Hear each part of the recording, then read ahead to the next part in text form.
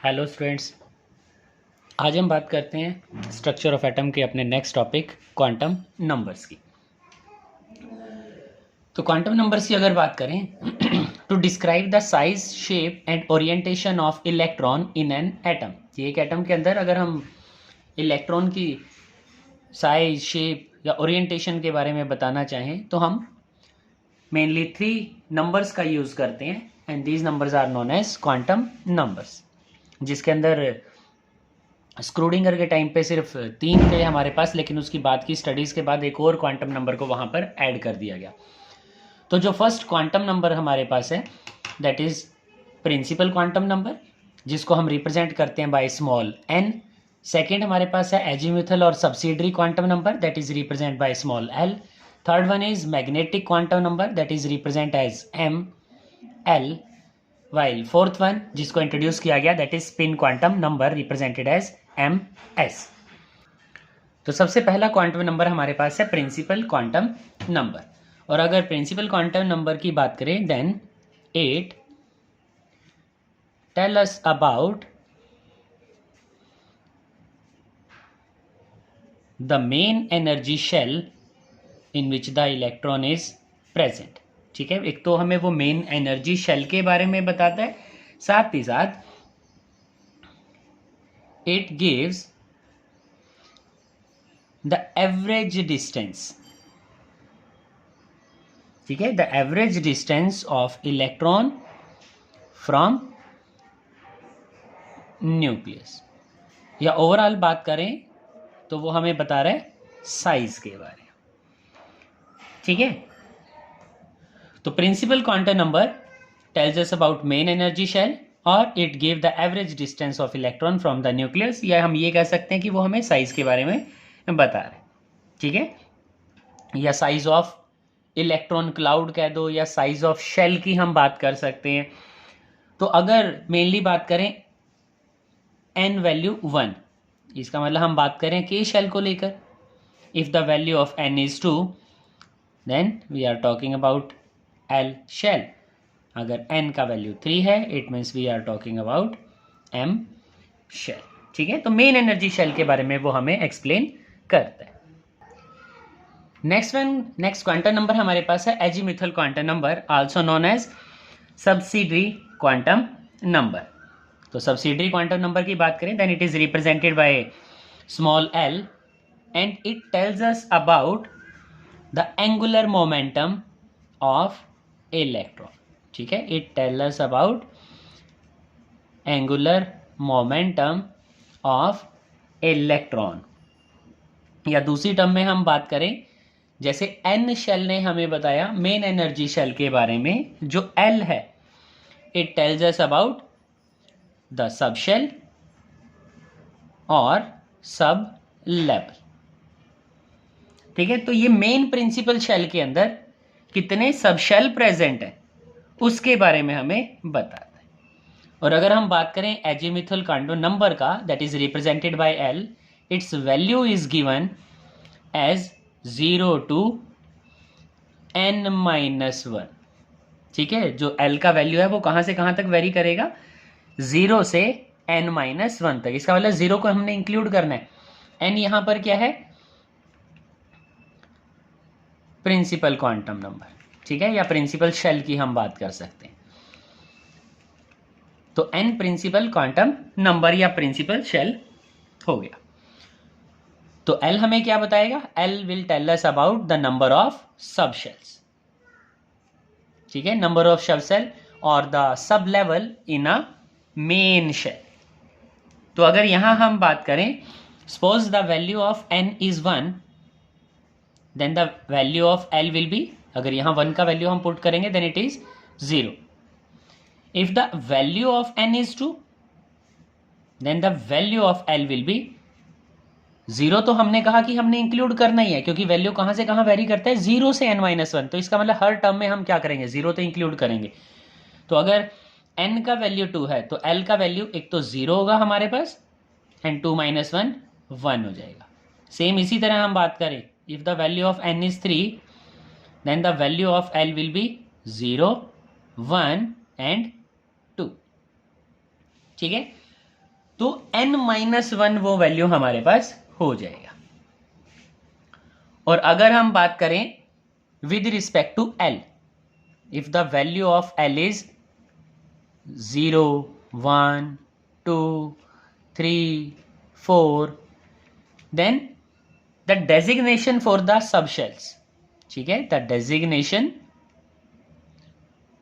Of subshell on the basis of value of l। 0 के लिए क्या होगा, स्मॉल s, 1 के लिए p, 2 के लिए d, 3 के लिए f, 4 के लिए g, ठीक है। इस तरह से हम उसे डेजिग्नेट करेंगे on the basis of value of l, ठीक है। अगर l का वैल्यू 0 है तो सबशेल क्या होगा, s होगा। अगर 1 है तो p होगा, अगर 2 है तो d होगा, ठीक है। इस तरह से हम वहां पर रिप्रेजेंटेशन देते हैं, तो इस चीज को हमें जरूर ध्यान रखना है। So after studying this concept, ठीक है, जो l के वैल्यू के बेसिस पर हम डेजिग्नेशन पढ़ रहे हैं सबशेल का, इसके बेसिस पर अगर हम बात करें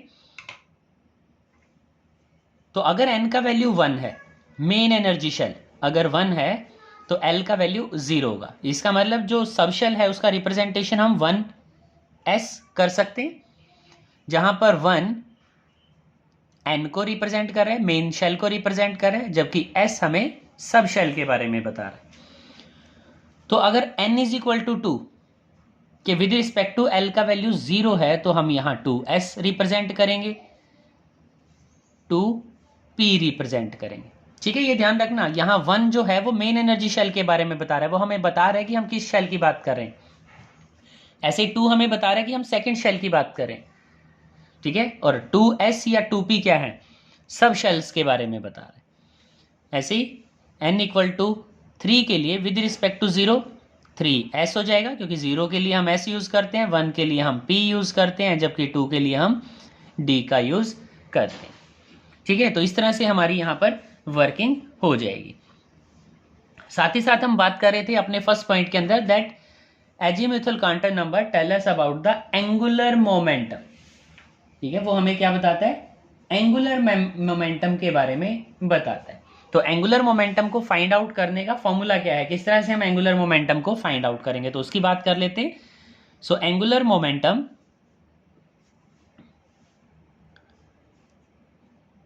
will be given by h/2 ठीक है। हम क्या करते हैं, h/2 एक नंबर का यूज करते हैं, multiplied by l into l+1, ठीक है। और l ऑलरेडी हम जानते हैं कि l क्या है, l is azimuthal quantum number.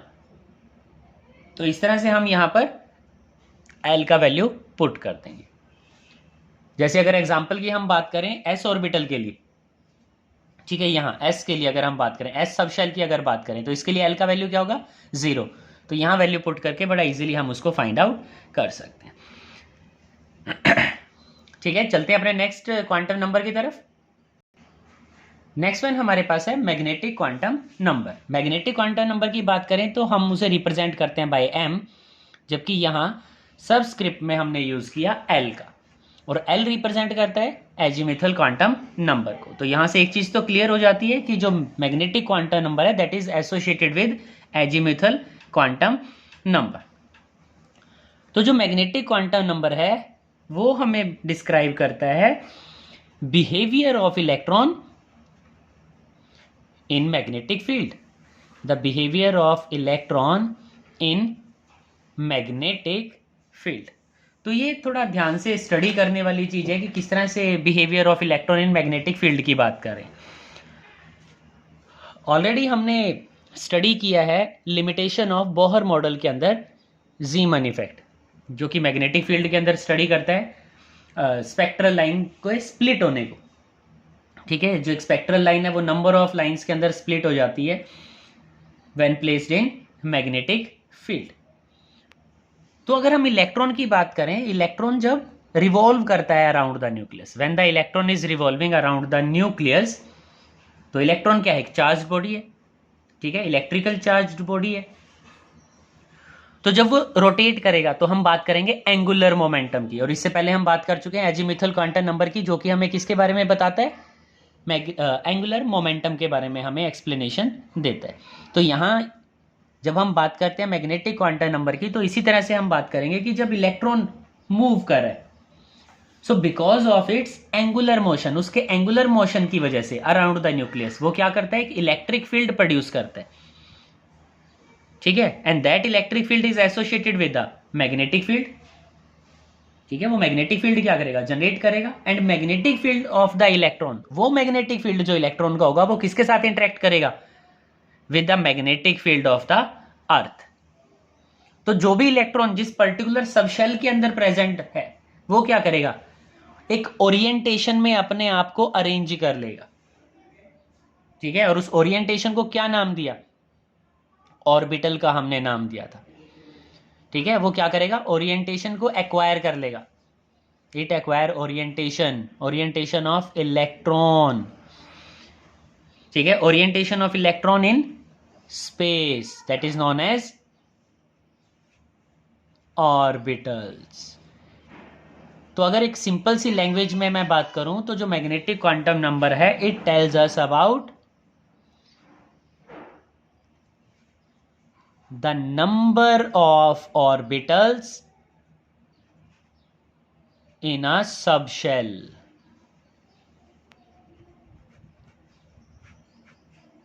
ठीक है। जो मैग्नेटिक क्वांटम नंबर है वो हमें क्या बताता है, नंबर ऑफ ऑर्बिटल्स के बारे में बताता है जो कि किसी सबशेल के अंदर प्रेजेंट होते हैं। And the value of ml, ठीक है, जो मैग्नेटिक क्वांटम नंबर है इसका वैल्यू वेरी करता है -L टू 0 टू +L, जिसको मैं कैसे लिख सकता हूं, -L टू +L। लेकिन ध्यान रखना -L से +L तक जाते हुए बीच में क्या है, 0 भी है हमारे पास, ठीक है, क्योंकि जब हम माइनस से प्लस की तरफ जाते हैं तो 0 तो इंक्लूड होगा ही होगा वहां पे, तो यहां भी इसी चीज का ध्यान रखना है। तो इन सारी चीजों को अगर हम कंसीडर करें, अगर हम यहां वैल्यू ऑफ L पुट कर दें, if the value of L is taken as 0, देन ml will be equal to 0, but if the value of L is 1, then ml will be equal to, minus से start करना है, -1 0 and +1। In the same manner, if the value of L is 2, then ml is equal to -2 -1, so -2 -1, then 0 +1 and +2। तो यहां अगर हम बात करें number of orbitals की, तो L इक्वल टू 0, इसका मतलब हम बात कर रहे हैं S सबशेल की, L इक्वल टू 0 रिप्रेजेंट करता है S सबशेल को, इसका मतलब S सबशेल के अंदर हमारे पास नंबर ऑफ ऑर्बिटल सिर्फ 1 होंगे। अगर L इक्वल टू 1 है, इसका मतलब हम बात कर रहे हैं P सबशेल का, so number of orbitals are 3। और अगर हम बात करें L equal to 2, then number of orbitals are 5। तो L is equal to 2 represent करता है D सबशेल को।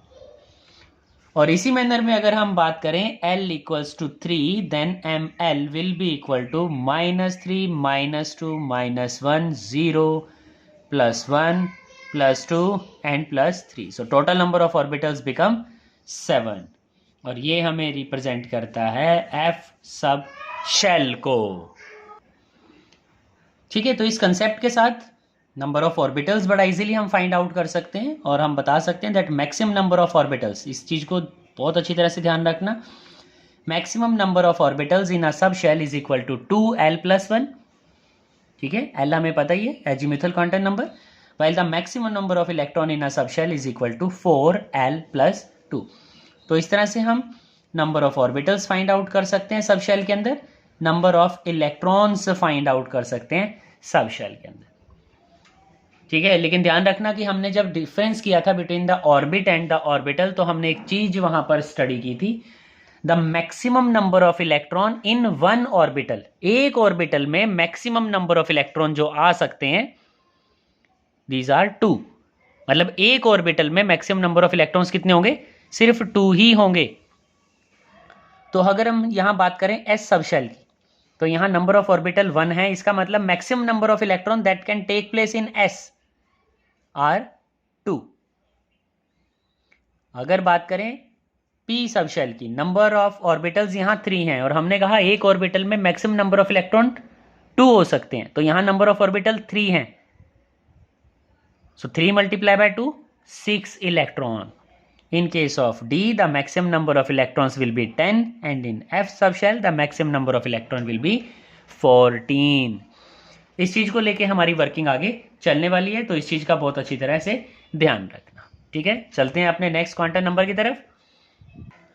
तो अगर हम बात करें स्पिन क्वांटम नंबर की, तो स्पिन क्वांटम नंबर हमारे पास वेव मैकेनिकल मॉडल से नहीं आया। इसका मतलब स्क्रूडिंगर वेव इक्वेशन से तो हमारे पास सिर्फ 3 ही क्वांटम नंबर आए थे। ये 4th क्वांटम नंबर बाद में इंट्रोड्यूस किया गया। ठीक है, और इसका कोई ज़्यादा सिग्निफिकेंस हमारे पास नहीं है, क्योंकि स्पिन की अगर बात करें, अगर हम बात करें इलेक्ट्रॉन की, then electrons are revolving around the nucleus. तो जो इलेक्ट्रॉन्स हैं, electrons are revolving around the nucleus as well as around its own axis. वो अपने एक्सिस के भी क्या करता है?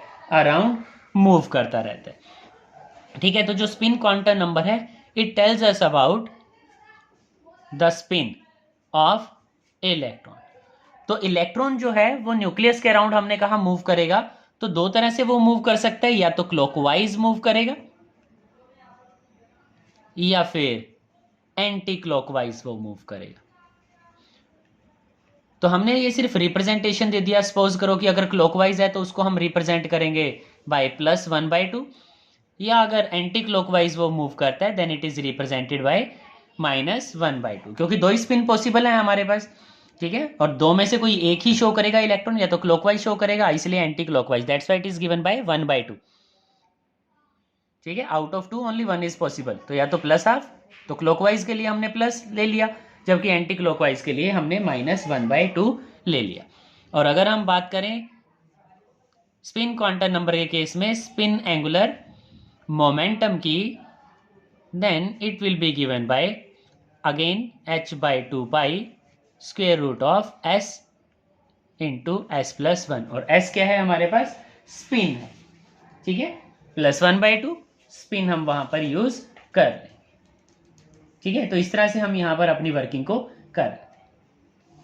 तो ओवरऑल अगर बात करें तो हमने 4 क्वांटम नंबर्स को स्टडी किया, जिसमें प्रिंसिपल क्वांटम नंबर हमें बताता है द साइज ऑफ ऑर्बिटल। वो साइज ऑफ ऑर्बिटल के बारे में बताता है, उसकी एनर्जी के बारे में बता रहा है। जबकि जो एजीमुथल क्वांटम नंबर है, it tells us about the shape and the sub shell. ठीक है, वो शेप के बारे में बता रहा है और सब शेल के बारे में बताता है। जबकि जो ML है, मैग्नेटिक क्वांटम नंबर है, it tells us about the orientation of the orbital. वो ओरिएंटेशन के बारे में बताता है। ठीक है, मींस ऑर्बिटल्स के बारे में बता रहे हैं, नंबर ऑफ ऑर्बिटल के बारे में हमें एक्सप्लेनेशन देता है। ठीक है, तो इसके साथ जो हमारे क्वांटम नंबर्स हैं वो कंप्लीट हो जाते हैं यहां पर।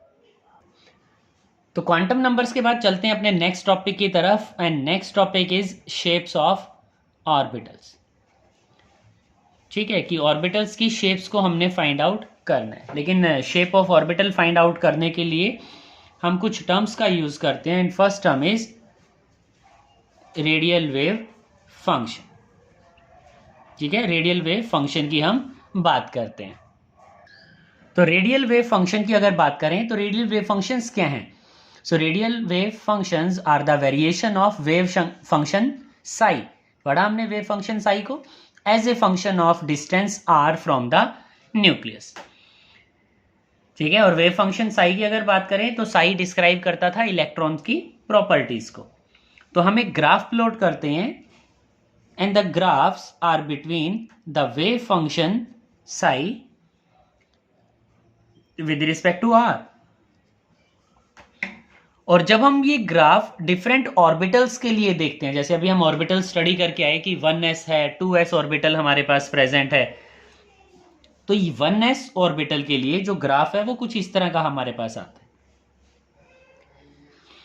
ठीक है, और इस तरह के अगर हम ग्राफ की बात करें तो बिल्कुल क्लियर होगा कि जो वेव फंक्शन है, जैसे जैसे डिस्टेंस बढ़ता जा रहा है, डिस्टेंस फ्रॉम द न्यूक्लियस जैसे जैसे बढ़ रहा है, वेव फंक्शन का वैल्यू क्या करता है, डिक्रीज करता चला जाता है, डिक्रीज करता चला जाता है। तो ये जो ग्राफ है, this graph is for 1s orbital.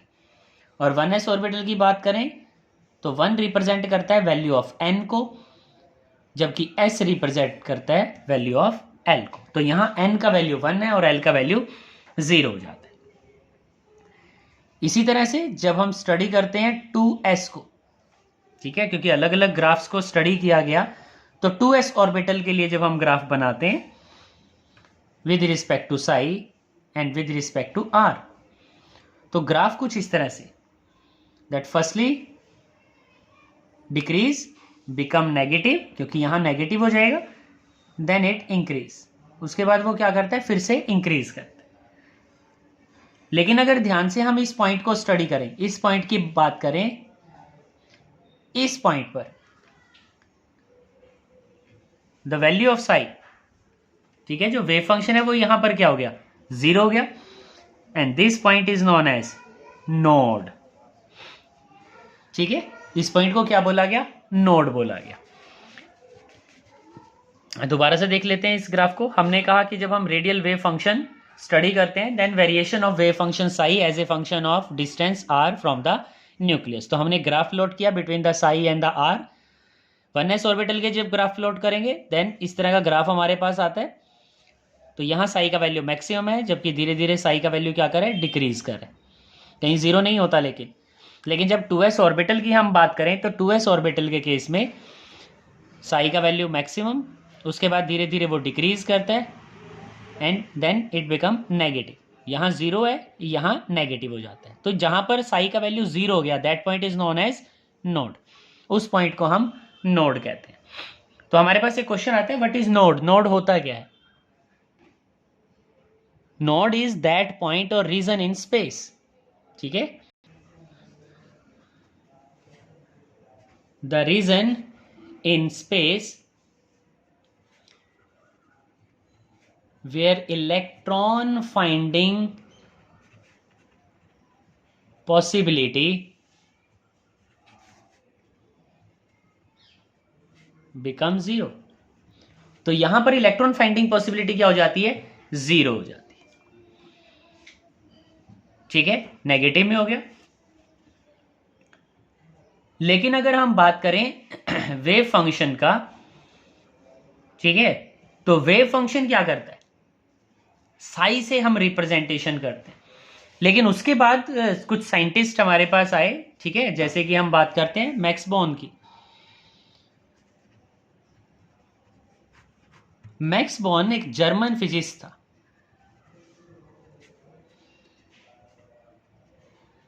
जिसने सजेस्ट किया कि जो नेगेटिव में वैल्यूज हमारे पास जा रही है, ठीक है, नेगेटिव में जो वैल्यूज जा रही हैं उन्हें हम पॉजिटिव कैसे बनाएं, किस तरह से हम वहां पर स्टडी करें इन ग्राफ्स को। तो उसने क्या किया, प्रोबेबिलिटी डेंसिटी ग्राफ हमें दी, प्रोबेबिलिटी डेंसिटी ग्राफ। और प्रोबेबिलिटी डेंसिटी की बात करें, then probability density is represented by psi square, ठीक है, और साई स्क्वायर हमें बताता है maximum probability of finding the electron, कि इलेक्ट्रॉन का मैक्सिमम फाइंडिंग पॉसिबिलिटी कहां पर है। तो जब इन्हीं ग्राफ्स को, ठीक है, जो रेडियल वेव फंक्शन के अंदर हमने ग्राफ को स्टडी किया, जो psi with respect to R थे, लेकिन हमने उन्हें क्या किया, psi square with respect to R कर दिया। तो जब हम 1s के लिए देखते हैं, then we are getting this type of graph, but when we are looking for 2s orbital, जब हम 2s ऑर्बिटल को देखते हैं, then the value which was negative, जो नेगेटिव में चला गया था, दैट बिकम पॉजिटिव, और वो ग्राफ नीचे की तरफ नहीं जाता, वो कहाँ रहता है, पॉजिटिव में चेंज हो जाता है, ठीक है। और पॉजिटिव में उसका स्टडी करना हमारे लिए क्या हो जाएगा, इजी हो जाएगा। लेकिन अभी भी यहाँ पर क्या है, नोड प्रेजेंट, ठीक है। यहाँ पर क्या है हमारे पास, नोड प्रेजेंट है। तो इसी प्रोबेबिलिटी डेंसिटी ग्राफ के बेसिस पर हम शेप ऑफ ऑर्बिटल्स की बात करते हैं। और सबसे पहला जो ऑर्बिटल हमारे पास आता है दैट इज एस ऑर्बिटल। तो एस ऑर्बिटल की बात करें, ऑलरेडी जब हम डिफरेंस बिटवीन द ऑर्बिट और ऑर्बिटल को स्टडी कर रहे थे तब हमने कहा था कि एस ऑर्बिटल्स कैसे हैं, these are spherical in shape, वो स्फेरिकल शेप की। और स्फेरिकल शेप होने की वजह से the electron finding possibility, the electron finding possibility is same in all direction, ठीक है। हम चाहे किसी भी डायरेक्शन की बात करें क्योंकि स्फेरिकल है, ठीक है। तो सेंटर ऑफ न्यूक्लियस से अगर बात करें, चाहे हम किसी भी डायरेक्शन में जाएं, जो इलेक्ट्रॉन फाइंडिंग पॉसिबिलिटी होगा that will be equal in all direction. इसका मतलब न्यूक्लियस से सारे के सारे डिस्टेंस यहां पर क्या है, इक्वल है, इसीलिए इलेक्ट्रॉन फाइंडिंग पॉसिबिलिटी भी क्या हो जाएगी, इक्वल हो जाएगी। एक चीज ध्यान रखना, as the size of S orbital increase, जैसे जैसे एस ऑर्बिटल का साइज क्या करेगा, इंक्रीज करेगा, there will be increase in, sorry the size of S orbital increase करेगा, इलेक्ट्रॉन्स का पॉसिबिलिटी भी क्या करेगा, इंक्रीज करेगा, ठीक है। वहां उतना ही ज्यादा क्या होंगे, इलेक्ट्रॉन फाइंडिंग पॉसिबिलिटी हो जाएगी।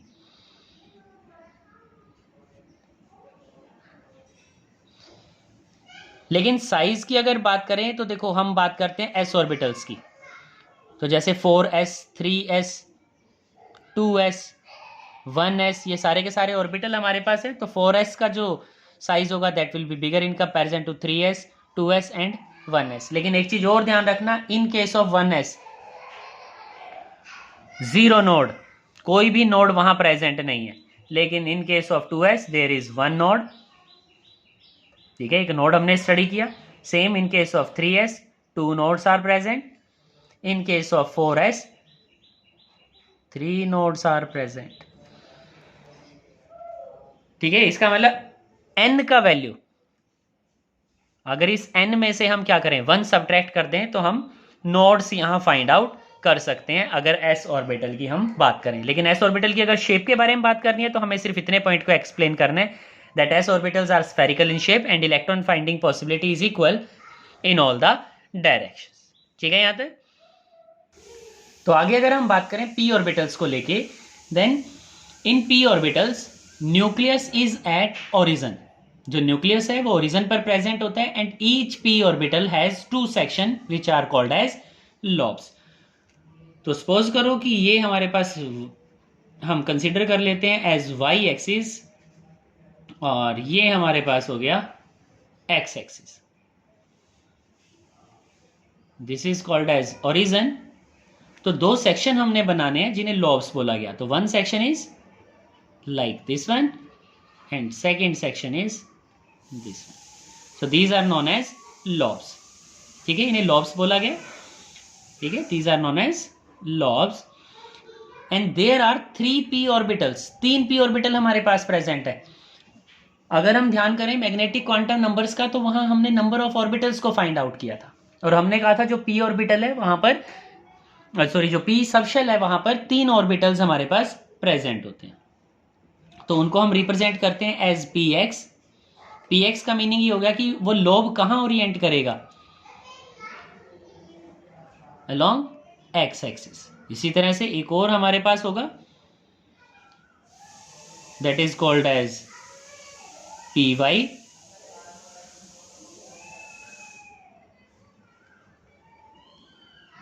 ठीक है। And same the third we have pz।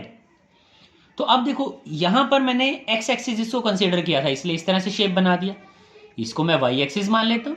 तो ये गलत नहीं है, जरूरी नहीं है कि y एक्सिस हमेशा इसको मानूं मैं, किसी तरह से भी हम शेप बना सकते हैं। सपोज करो कि z एक्सिस इसको कंसीडर करता हूं, तो जो लॉब्स बनेंगे वो इस तरह से होंगे हमारे पास। ठीक है, सबसे ज़्यादा इंपॉर्टेंट चीज़ें इनका ध्यान रखना। So this is called as P Z. तो अब मैं एक्सिस चेंज कर लेता हूँ। मान लिया मैंने यहाँ पर एक्स एक्सिस है, या इसको वाई एक्सिस भी मैं मान सकता हूँ। सपोज करो कि ये वाई एक्सिस है और ये एक्स एक्सिस है और इसको मैं जेड एक्सिस मान।